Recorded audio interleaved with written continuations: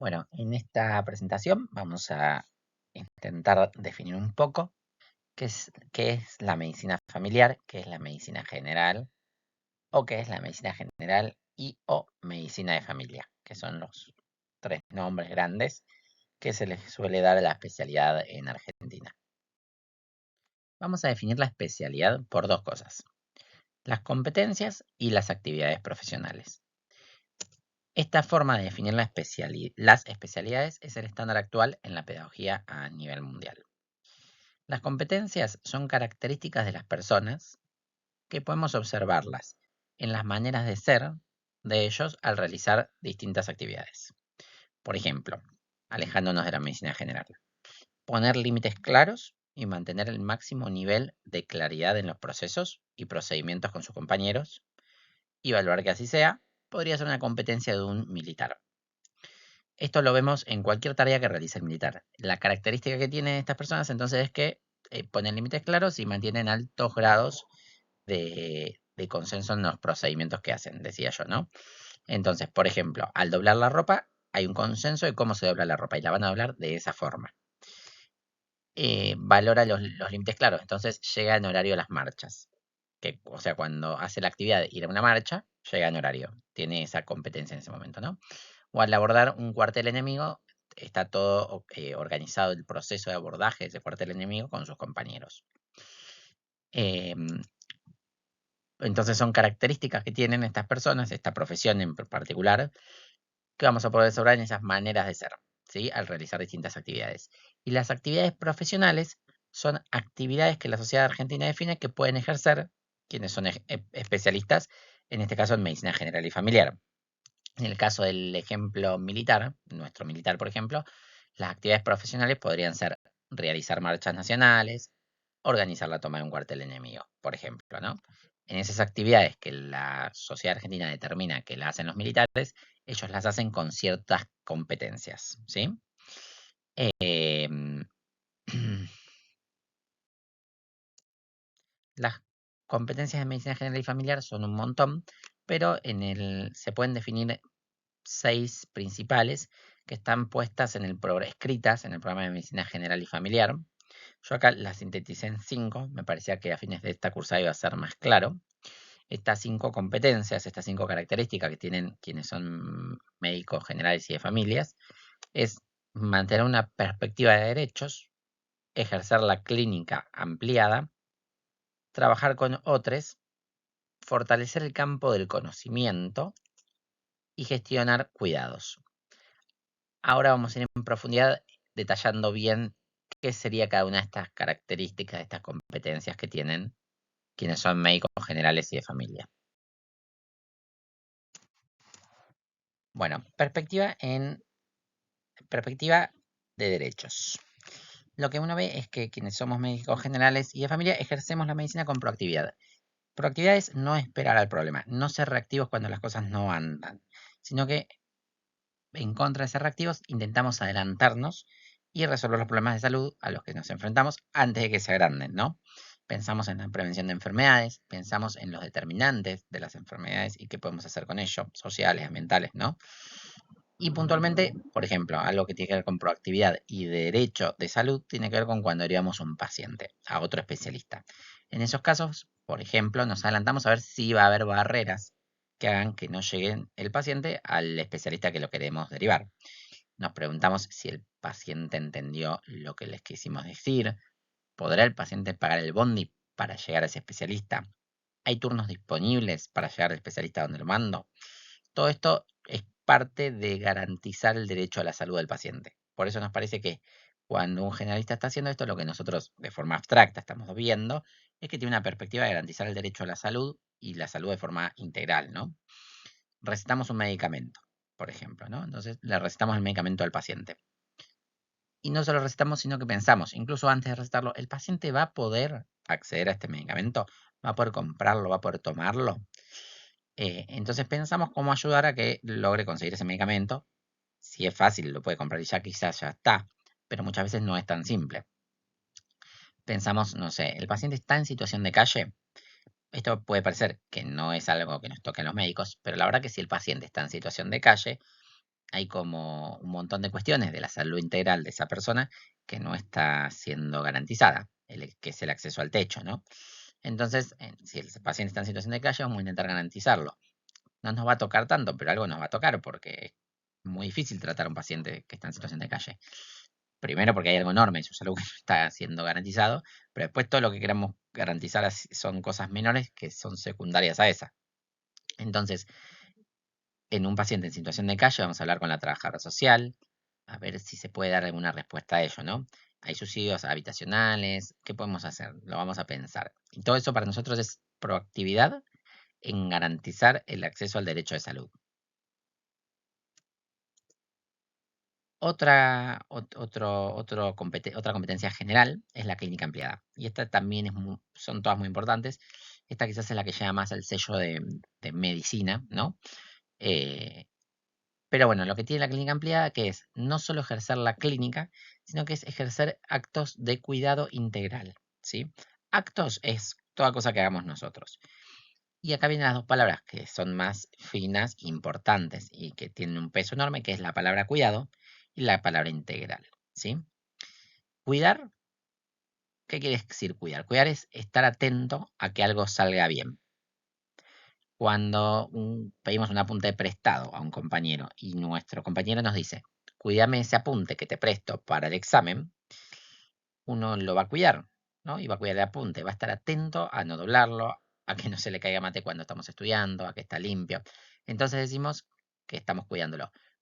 Cuidar la salud es estar atento a que la salud del paciente ande bien. Un acto de cuidado es cada acto que hacemos prestando atención para cuidar la salud del otro. Y es salud en sentido integral, como ven ahí, ¿no? Integral incluye la salud física, es decir, la salud de todos sus órganos, todos sus sistemas, ¿no? También la funcional, puede ser que uno vea que la salud del paciente está bien la física, pero no está funcionando bien. Entonces nos estamos perdiendo algo ahí, hay que ver qué está pasando, ¿no? La funcional, la mental, la emocional y la espiritual, ¿no? Tiene como varias esferas la salud. Esto puede ser mirar los ojos a un paciente para que se sienta contenido, explicarle algo que no entendió, hacer dibujos si es analfabeto, revisar el antibiótico más correcto para ver una antibiótico-terapia más actualizada, usar una técnica quirúrgica correcta, ¿no? Todo eso sería cuidar integralmente. Vincular a un paciente que consulta por muchos síntomas sin mucha causa a situaciones de violencia, por ejemplo, que podrían ser la causa. Es amplio el concepto de cuidado integral, pero incluye todo esto, ¿no? Ver a la otra persona integralmente y cuidarla de esa forma. Sigo, entonces es ejercer actos de cuidado integral usando como punto de partida problemas de salud. ¿Qué es un problema de salud? ¿Por qué usamos la definición de problema de salud? Un problema es toda situación que notemos nosotros o el paciente que no sea ideal, eso es un problema, algo que no es ideal, que queramos cambiar. Entonces tenemos algo que no es ideal, queremos cambiar y que a la vez podamos hacer algo para esa situación. Eso lo llamamos un problema. Si la situación no es ideal, la quisiéramos cambiar, pero no hay nada que se pueda hacer, no la llamamos problema. Uno podría coloquialmente decir que es un problema, pero la verdad que si no hay nada que se pueda hacer por eso, mejor naturalizarlo y no considerarlo en sí un problema. Eh, entonces, estábamos hablando que es ejercer actos de cuidado integral usando como punto de partida problemas de salud, definida desde la perspectiva de las personas y de los contextos. Esto es que el problema de salud lo definamos en conjunto con el paciente, no nosotros de forma escindida del otro. Y debido a esto, el paciente es un poco un aliado a dar respuesta al problema. Si nosotros solo definimos el problema, somos los únicos que tenemos que trabajar ahí. Entonces, si definimos el problema en conjunto con el paciente, ya no es un paciente que no quiere tomar una medicación porque es rebelde, ¿no? Sino que vamos a buscar un consenso con ese paciente de qué está pasando, qué quiere hacer, que quizás no se quiere medicar, ¿no? Eh, será con el paciente que hablaremos que el consenso médico indicará que tal medicación es la indicada, ¿no? Pero él no quiere por H o por B, podemos trabajar con él sobre eso, o quizás acompañar en que no la tome, si luego de un buen balance decisional el paciente sigue considerando que prefiere no tomarla.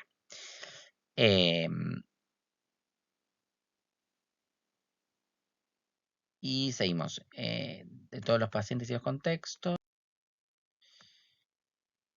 la parte de contexto tiene que ver con que también importa bastante el contexto. No es lo mismo lo que puedo hacer yo a última hora de un viernes que un lunes. Entonces puede ser que la respuesta clínica cambie y tiene sentido que sea porque no vamos a poder darla igual.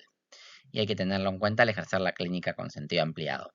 Incluso no es lo mismo un paciente con dolor de pecho en un CESAC que en una guardia. Se sabe muy bien que hay muchas más probabilidades que el paciente de la guardia tenga un infarto que el paciente que va al CESAC, porque los mismos pacientes cuando tienen un dolor con características de infarto van a ir más a la guardia. Y eso hay que tenerlo en cuenta. No es lo mismo un paciente con una familia que sin familia, obviamente va a ser distinto sus posibilidades de tratamiento. Por más que estudiemos protocolos y que nos sirvan, no son rígidos, no podemos tomarlos como rígidos, son criterios que nos orientan. Bien, entonces a eso se refiere con definidos de la productividad de las personas y de los contextos. Según eso vamos a trabajar. En todas las etapas de la vida vamos a trabajar con niños, adultos, ancianos, usando conocimiento de las ciencias biológicas, clínicas, sociales y del comportamiento, valorando el acompañamiento longitudinal. Esta palabra también la voy a aclarar. Longitudinal es la atención y el seguimiento a lo largo del tiempo. No es en forma episódica, aislada, sino que incluye etapas de prevención primaria, secundaria, terciaria. Por ejemplo, dar un antibiótico a una neumonía sería un acto de cuidado muy eficiente, muy bueno, sin lugar a dudas, pero sería episódico. Yo le doy el antibiótico en ese momento. Versus el seguimiento longitudinal, que incluye el conocer al paciente antes, porque era el paciente que uno venía siguiendo en su salud. Si puede uno prevenir, ¿no?, que desarrolla neumonía, quizás sería acompañarlo en sensación tabáquica si fumaba, quizás indicar la vacuna para COVID cuando corresponda. Y si viene con los síntomas de neumonía, será diagnosticarlo y tratar la neumonía, donde va a estar este acto de salud de dar el antibiótico. Y finalmente, supongamos que la neumonía evoluciona mal y queda con alguna secuela, va a incluir el seguimiento longitudinal, la rehabilitación y el tratamiento de las secuelas del paciente luego. Eso sería seguimiento longitudinal. Con otro componente más que tiene el seguimiento longitudinal integral, que incluye poder acompañar al paciente e integrar la información que surge de varios especialistas. Por ejemplo, un paciente con artritis reumatoidea probablemente, aparte del reumatólogo, tenga el dermatólogo, el neumonólogo que lo sigue por la patología intersticial pulmonar y varias así, y integrar toda esa información es muy complejo. Y en eso también trabajamos los médicos generales de familia en el acompañamiento longitudinal.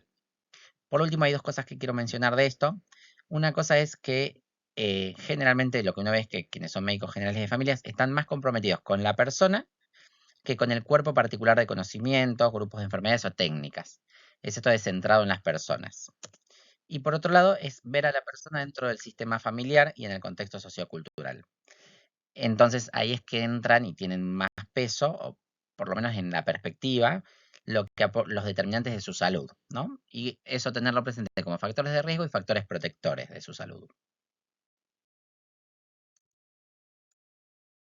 Respecto de el trabajo con otros, lo que uno puede observar es que quienes son médicos generales y de familia, en sus actividades trabajan vinculándose continuamente. Ya sea ven un paciente y tienen que derivarlo, bueno, en esa derivación no es que entienden que el otro, sino que es un trabajo en conjunto para, ¿no?, un problema de salud que tiene el paciente.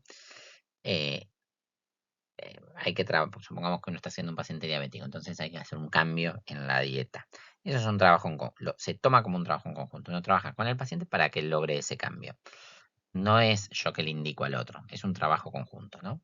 Obviamente, la responsabilidad de final ahí va a ser del paciente, pero es un trabajo conjunto. Siempre se considera que estamos trabajando con otra persona, ¿no? Eh, no podría trabajar solo, digamos, en ese sentido. Andamiando procesos de cuidado junto a las personas del equipo de salud y con quienes son destinatarios de las acciones. Trabajar andamiando significa ayudar al otro a lograr ganar autonomía en algo. La idea de andamiar es un concepto tomado de la salud mental, pero es más fácil entenderlo imaginándose la finalidad real que tiene un andamio en una pared, ¿no? Uno le pone un andamio a la pared para que no se caiga, para ayudar uno a construir esa pared. Cuando la pared se seca, cuando uno la terminó de construir, saca el andamio y la pared ya se para sola, digamos, ¿no? Se mantiene sola. Entonces se usa ese concepto para cosas similares con otras personas, cuando puntualmente se usa en la salud mental, pero se puede pensar también en la pedagogía. Este proceso donde, por ejemplo, uno le muestra a un paciente cómo inyectarse la insulina, puede ser que uno lo inyecte unas veces primero y después el paciente ya lo puede hacer solo, ¿no? Entonces es que esto, uno andamia un tiempo y después ya el otro gana autonomía. Podemos mostrarlo a la familia, por ejemplo, en otros casos, cómo aplicar una medicación a un paciente en su domicilio. Quizás al principio no se animan, entonces se hace un sistema donde enfermería vaya a la casa para, supongamos, un paciente en cuidado paliativo, ¿no? Que no tenga movilidad. Va primero a enfermería se la aplica, se mantiene un tiempo eso, primero está con la familia acompañándolo y después ya la familia puede hacerlo sola con el paciente, ¿no? Eh, un paciente que no logra autonomía por múltiples discapacidades, por ejemplo, lentamente podemos intentar ayudar en el trámite de su certificado de discapacidad, conseguir distintos soportes que hagan que la vida sea menos discapacitante, de conseguir acompañantes terapéuticos, ver qué se puede hacer, buscando de a poco el máximo nivel de autonomía. Vamos andamiando esos procesos para que tengan autonomía el paciente, la máxima que podamos, ¿no? Por otro lado está el fortalecimiento del campo de conocimiento. Nosotros estamos atentos a actualizarnos, nuestro campo es un poco definido, en crecimiento y grande, entonces tenemos que estar muy atentos a estar actualizados porque de repente, por ejemplo, hoy usamos el ejemplo de la neumonía, si nosotros damos antibiótico que no es el correcto, sobre todo para infección urinaria, quizás se ve esto, pero vieron que la resistencia microbiana cambia continuamente, entonces tenemos que estar actualizados a qué antibiótico sería el indicado empírico para una infección urinaria, por ejemplo, ¿no? Entonces necesitamos actualizarnos ahí. También tenemos que estar atentos a enseñarle a otros profesionales y a la comunidad cuestiones, ¿no? Por ejemplo, en diabetes se ve hay un montón de enseñanza y de procesos de enseñanza-aprendizaje con las comunidades. Eh, y cuando nos pasa que queremos hacer algo o ciertas cosas y encontramos un límite en el conocimiento, de la ciencia, digo, ¿no? Nosotros queremos hacer algo y no hay bibliografía que nos explique muy bien cómo porque no se investigó. Es parte de la medicina general intentar expandir ahí el conocimiento y por lo tanto realizar investigaciones para, nada, llevar un poquito más allá la frontera del conocimiento en el campo de la medicina general esto, ¿no? Es parte de la formación aprender a investigar, hacer investigaciones cualitativas y cuantitativas por esto mismo. Entonces, esta competencia de fortalecimiento del campo de conocimiento es tanto formarse más uno, mantenerse uno actualizado, ayudar a que otros se formen y investigar en el caso de que el conocimiento no esté. Y por último, gestionar procesos de cuidado. Para realizar todo lo previo, muchas veces hay que gestionar. Gestionar es, dado un problema de salud, ¿no? Dijimos que el problema era una distancia con algo ideal que podía ser intervenido, ¿no? Dado un problema, algo que queremos que sea distinto, pensar una forma de darle respuesta a ese problema, ponerlo en marcha y organizar los recursos para lograrlo, ¿no? Algunos dicen que gestionar viene de gestar, del embarazo, ¿no? Es como tengo una idea, o en este caso un problema, veo algo, y gesto una respuesta para eso. En medicina general, quería compartir con ustedes dos ejemplos de esta gestión. Por ejemplo, supongamos que tenemos muchos pacientes con diabetes y en los turnos programados no logramos explicarle todo lo que queremos sobre la enfermedad a esos pacientes. Y entonces, por ejemplo, podríamos gestionar, vemos que el problema sería acá que queremos que los pacientes tengan más habilidades y más conocimientos sobre su enfermedad y no estamos teniendo el tiempo para brindárselos. Entonces podríamos gestionar talleres grupales, ¿no? Favoreciendo un laburo interdisciplinario, quizás podemos a veces estar con la nutricionista, a veces con un psicólogo, con pacientes, ¿no? Y en talleres grupales favorecer este trabajo interdisciplinario, el intercambio entre pacientes, los pacientes estarían aumentando su participación comunitaria, ¿no? Y disminuir el tiempo que nos va a llegar a entenderlo, porque hay cosas que van a aprender mejor, van a poder procesar mejor, porque está viendo dinámicas grupales. Eso se conoce mucho, que sirve un montón. Y estamos dando una respuesta a un problema con una gestión, ¿se entiende? Estamos como dando inicio a un espacio que antes no estaba para la respuesta al problema. Y el otro ejemplo que les quería contar de esto, que me acuerdo, siempre me gusta mucho este ejemplo, es de una médica generalista que trabajaba en un CAPS en provincia, y en el CAPS venían llegando varias veces mujeres de una colonia de tratamiento de consumo problemático de sustancias, Y las mujeres estas venían, era una colonia para mujeres nomás, por eso venían mujeres. Venían con forúnculos. Y les vieron que el forúnculo se trata con antibióticos, a veces se indica la decontaminación y listo, ¿no? Eh, y el tema es que como la comunidad era cerrada, por más que la mujer se contaminaba o quizás intentaba contaminar al resto de las mujeres de la colonia, eso no llevaba a buen puerto y volvían con otro forúnculo. Incluso una mujer terminó internada por sepsis.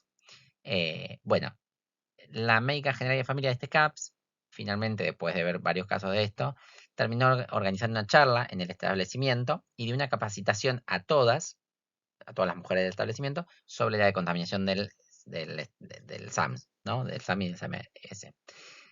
Luego de la charla en el establecimiento, no volvieron a consultar pacientes por forunculosis. Entonces, fíjense, ya había un problema que estaba como aparte consumiendo recursos, la gente se seguía enfermando y gestionó una respuesta medio distinta quizás de lo esperable y funcionó muy bien. Son como gestionar procesos de cuidados.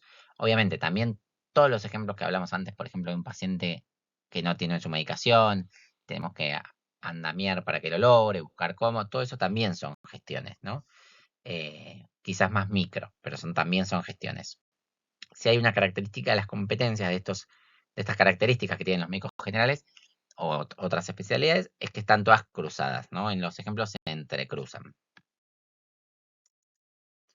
Y por otro lado, ¿se acuerdan que dijimos que las especialidades se definen por las competencias y por las actividades profesionales, ¿no?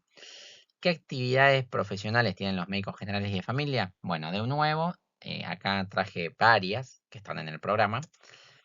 Una es la atención de infancias, adolescencias y personas adultas y adultas mayores en consultas de cuidados preventivos, es decir, el chequeo de salud.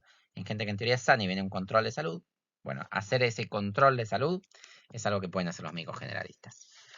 Abordar personas con problemas de urgente y pronta resolución, esto es, la atención en guardia y demanda espontánea. Los médicos generalistas están preparados para esto, para resolver un montón de problemas de salud que aparecen en guardia y hay que dar respuesta. Un abdomen agudo, una cefalea, todo eso lo pueden resolver. Obviamente, dice abordaje. Fíjense que la primera actividad profesional dice atención, la segunda dice abordaje. Atención se considera cuando uno da respuesta al problema de salud, obviamente puede ser en compañía, pero la atención se relaciona que uno de un inicio a un fin lo hace solo. Y abordaje es cuando lo hace en conjunto. En la guardia normalmente uno termina respondiendo en conjunto. ¿Por qué? Si bien, por ejemplo, puede ser una cefalea que uno la responda sola, si la cefalea tenía banderas rojas y era una hemorragia subaracnoidea, quizás terminemos llamando al neurocirujano, ¿no? Estaría bueno que lo hagamos. Entonces, abordaje por eso. Acá es más fino, pero para cada problema de salud, de consulta de guardia, algunas cosas serán más campo del médico general y de familia, y algunas cosas serán más campo compartido con otros profesionales. Va a depender, y no está del todo delimitado eso, ¿no? Qué cosa sí, qué cosa no. Abordaje de problemas de personas con problemas del sistema locomotor y o traumatismos. Fíjense, con problemas de consumo problemático de sustancias, ¿no? Y o de salud mental. Las voy pasando por arriba, pero bueno, también abordamos personas con problemas crónicos y o persistentes de salud no transmisibles. Esto normalmente son hipertensión, valvulopatías, cardiopatías. Obviamente hay cosas de esas que nosotros trataremos hasta cierta manera, ¿no? Y otras que tendremos que tratar en conjunto con el especialista lineal en cuestión. Abordaje de personas con problemas cardiovasculares, con diabetes, con problemas dermatológicos, lo más prevalente nosotros acné lo tratamos. Cuando algo es muy frecuente, se intenta que el médico general y de familia lo pueda tratar, ¿no? Cuando algo no es frecuente, obviamente, intentamos que ya se dice es como campo puntual del especialista. Con problemas, los adultos mayores tienen como su conjunto de problemas puntuales. El abordaje del diagnóstico y cuidado de personas con patologías que requieren atención por otras especialidades y niveles de atención. Estos son pacientes que es difícil porque tienen invento, un paciente con una enfermedad autoinmune extraña. De repente necesita una atención de alguna especialidad puntual y en otro nivel y hay que acompañar a ese paciente. Obviamente nosotros no vamos a tratarlo, nosotros vamos a acompañarlo o vamos a ser parte del equipo de tratamiento o de acompañamiento. Piensen en la figura del médico de cabecera. El médico de cabecera no desconoce a lo que le toca o que acompaña a otro especialista. Se hace en conjunto eso. Y lo acompaña también el médico de cabecera. Obviamente se requiere al especialista que de su que aporte su conocimiento y sus tareas al abordaje del paciente. Problemas vinculares y o de salud mental persistentes, problemas de la salud sexual integral. Acuérdense, digo problemas, pero en realidad, acuérdense que problema nosotros decimos a cualquier cosa que no es lo ideal y que podríamos hacer algo para eso, ¿no? En esa brecha entre lo ideal y la realidad. Entonces, si un paciente quiere un método anticonceptivo, obviamente tiene que tenerlo, pero garantizar y acercar la información y todo eso lo consideramos igual un problema de salud. Por definición, no quiere decir que sea algo malo un problema, para nada. Abordaje de personas gestantes, cuidados perinatológicos, patologías transmisibles persistentes, abordaje de la salud integral de las personas trans, todo esto son más actividades profesionales. Abordaje domiciliario, hacemos atención domiciliaria en los casos que lo requieran. Organización y atención en el traslado a pacientes en situaciones prehospitalarias y entre niveles de atención. Esto es poder atender a un paciente que le pasó algo en la calle, poder hacer de vínculo cuando hay que hacer una... Me sale una transferencia, no me está saliendo de palabra. Una derivación de un paciente de un centro a otro. Entonces poder hacer eso, ¿no? Organizarlo y poder hacerlo. Manejo de grupos en prácticas preventivas y en promoción. Supongamos un taller de cesación tabáquica. Trabajar con otros profesionales, trabajar interdisciplinariamente, trabajar intersectorialmente, ¿no? Abordar la salud comunitaria en trabajo interdisciplinario, es poder ver un poco qué está pasando con la salud de nuestra comunidad globalmente, colectivamente, y poder dar intervenciones y acompañar intervenciones de la comunidad para esos problemas de salud que van viendo. Realizar entrevistas y visitas epidemiológicas, supongamos, esto va desde búsqueda activa de casos, con COVID se ve mucho, pero por ejemplo con tuberculosis aparece siempre, un caso de sarampión hay que poder bloquearlo, ¿no? Abordar personas que requieren cuidados paliativos, abordar personas longitudinalmente con algún tipo de situación que los pone en situación de discapacidad. Realizar análisis de situación local de salud, no me voy a detener en esto, pero tiene que ver con analizar la situación del barrio, de la zona en la que trabajamos. Desarrollo e implementación de proyectos de gestión de salud. Hay que escribir los proyectos, hay que poder pensar en los problemas por los cuales vamos a hacer esos proyectos, las respuestas que van a dar esos proyectos, cómo van a dar las respuestas. Planificar y desarrollar jornadas de actualización de la especialidad. Incluye el rol docente dentro del grado, o sea, en la carrera de medicina, esto que estamos haciendo ahora, y en la misma especialidad, es parte de la actividad profesional de expansión del conocimiento, ¿no? Lo mismo esto, desarrollo e investigación. Poder hacer investigaciones es una actividad que esperamos que los médicos generalistas hagan. Bueno, y esas son las actividades profesionales. Fíjense que son un montón. Obviamente esto es lo utópico, lo ideal, a donde queremos que lleven los médicos generales cuando hacen sus residencias. No siempre se logra todo, pero apuntamos ahí, ¿no? Resumiendo, quienes ejercemos la medicina general y familiar somos especialistas en el cuidado longitudinal. Acuérdense que era longitudinal, que era cuidado. Somos especialistas en el cuidado longitudinal e integral de las personas y las comunidades, buscando garantizar siempre la salud, ¿no? Trabajando con otros y en articulaciones. Bueno, eso es todo. La bibliografía que usé para esta presentación es el programa docente general de la Residencia de Medicina General y Familiar del 2023. Ahí dejé las páginas de la 9, la 18 y la 3140. Cualquier cosa al respecto nos preguntan. Muchas gracias.